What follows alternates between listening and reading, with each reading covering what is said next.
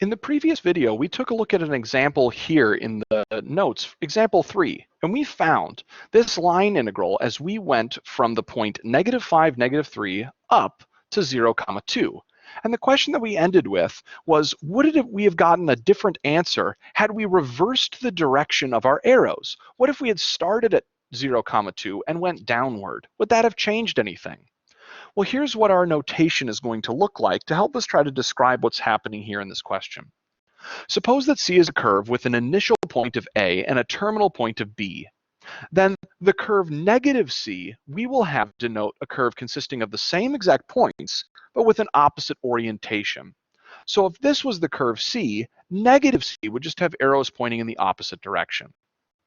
To help, that'll be very useful in helping to describe when we're working with curves that just have reversed orientations. Take a look here at example 4, and we're going to see if reversing orientations actually does have some sort of an impact. So let's take a look here. Suppose that C is given by r of t, where t goes from 0 to 1. I want to evaluate this integral. Okay, perfect. I'm going to go ahead, though, really quickly and think about what exactly is my curve here that I'm working with. Notice that this is kind of equivalent to a curve where the y-coordinate and the x-coordinate are always the same. So if I was to draw this out, this would just look like the line starting from the origin, and notice it would actually only go out to 1, 1. The reason I know that is because, again, t ranges from 0 to 1.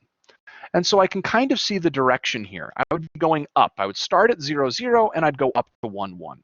All right, so let's evaluate this. This isn't too terribly difficult. We would see that the integral of C is going to be equal to, for x, y, comma, dy, well, that would be equal to, I could integrate from 0 to 1. I could get a t squared, because that's what x and y are when they're replaced.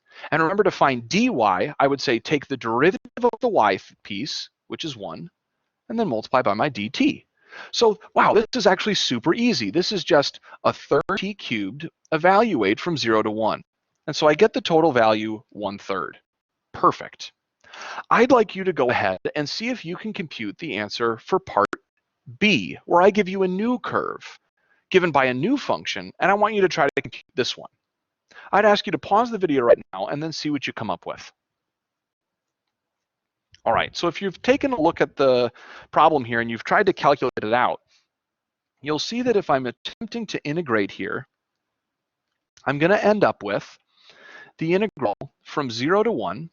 I'm going to have a 1 minus a t all squared, and then I'm going to have a -1 dt. So I'm going to go ahead and multiply out everything that I have before I do my antiderivatives. I'll also multiply in the -1.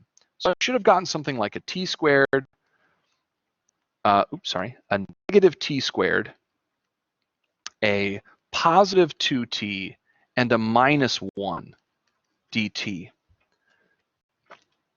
So when I actually go ahead and I integrate here, I'm going to end up with a -1/3 t cubed plus a t squared minus a t, and I have to evaluate from 0 to 1.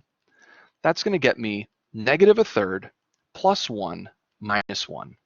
As a grand total, you should have gotten -1/3. Now, this is interesting in that, well, it's almost the same answer I got the first time.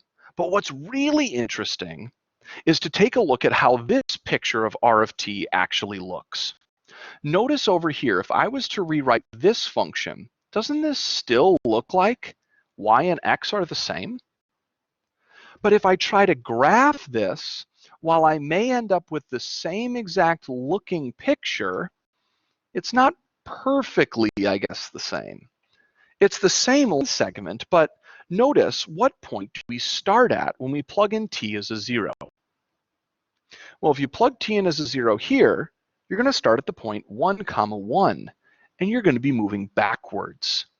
Notice when I reverse the orientation, what seems to happen to the answer for the line integral? Well, very surprisingly, yeah, it seems to reverse. I have a +1/3.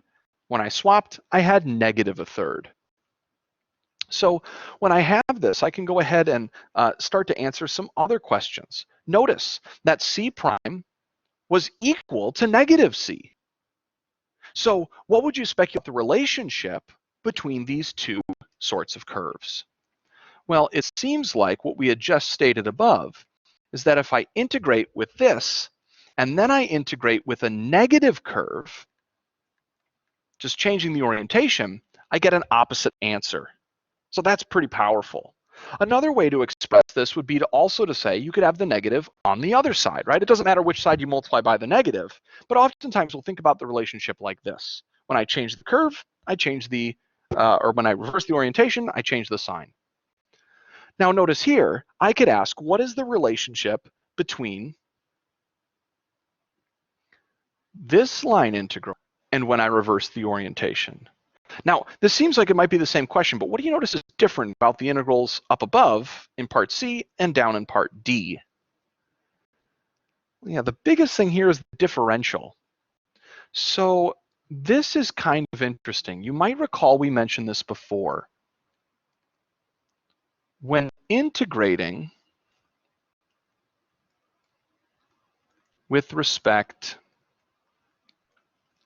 to arc length, we said that the parameterization of C did not matter. So when I'm integrating with respect to arc length, it's actually the case that I will always get the same answer regardless of whether I use a positive orientation or a negative orientation, going forward or going backward. But when I'm integrating with respect to x or with respect to y, that orientation matters a lot. It totally flips our answer. Ultimately, then, this is summarized in the box below. For line integrals that exist, we have the following relationships. You'll notice with both the dy and the dx integrals, changing from the negative totally changes the answer on the other side.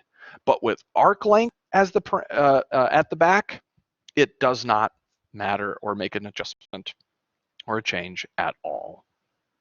All right, in the next video, we'll take a look at a couple other, or at least one final example for this particular section.